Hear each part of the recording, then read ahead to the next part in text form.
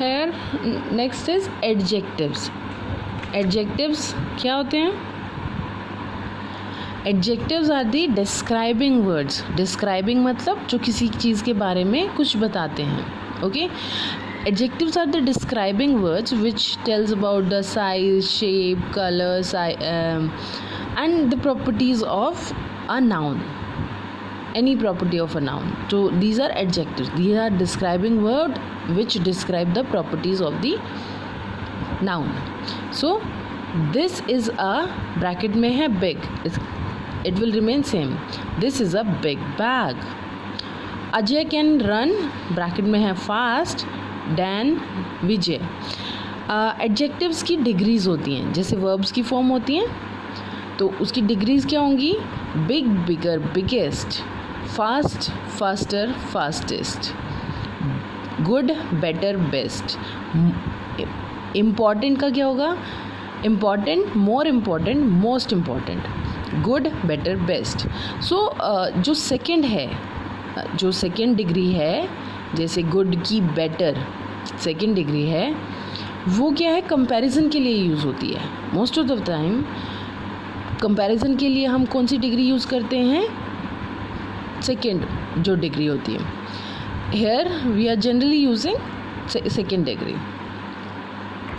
Ajay can run fast की second degree is faster. Comparison हो रहा है दो लोगों में.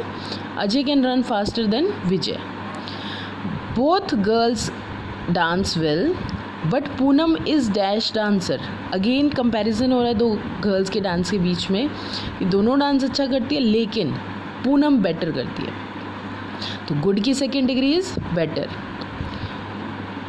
Health is dash than wealth. Comparison है हेल्थ और वेल्थ में. सो हेल्थ इज इम्पॉर्टेंट की second degree is more important और थर्ड इज मोस्ट इम्पॉर्टेंट. तो it is more important than wealth. Lata's handwriting is better than Shweta's. Again comparison लता और श्वेता की handwriting में. So good की second form is better. Lata's handwriting is better than Shweta. So now we have higher order thinking skills. It's very simple. The person who looks after forest is a forest officer.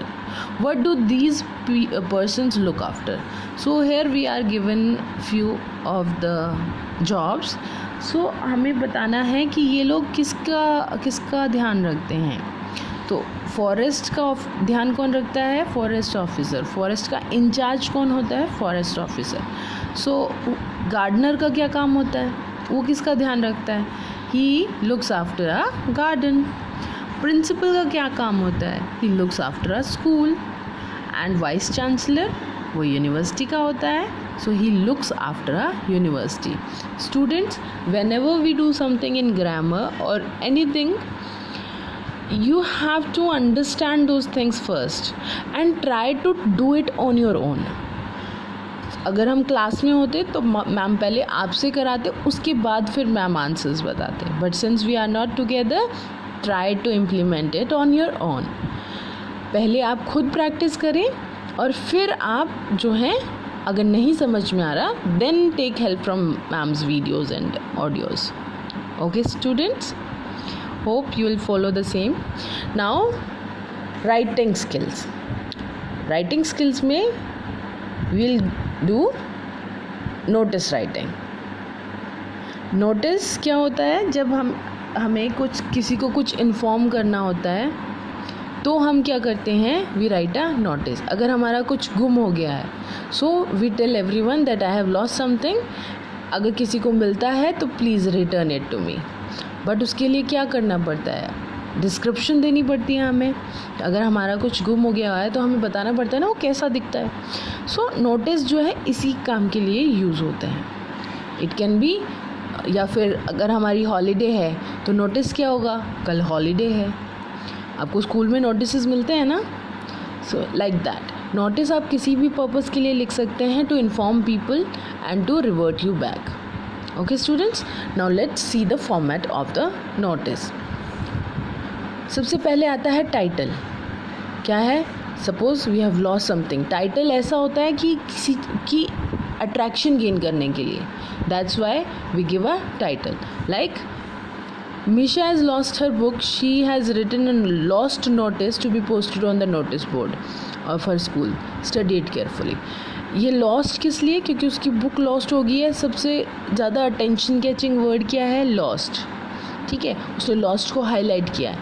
Lost, या आप इसको बार बार भी लिख सकते हैं, lost lost lost, ताकि ये लोगों की अटेंशन गेन करे.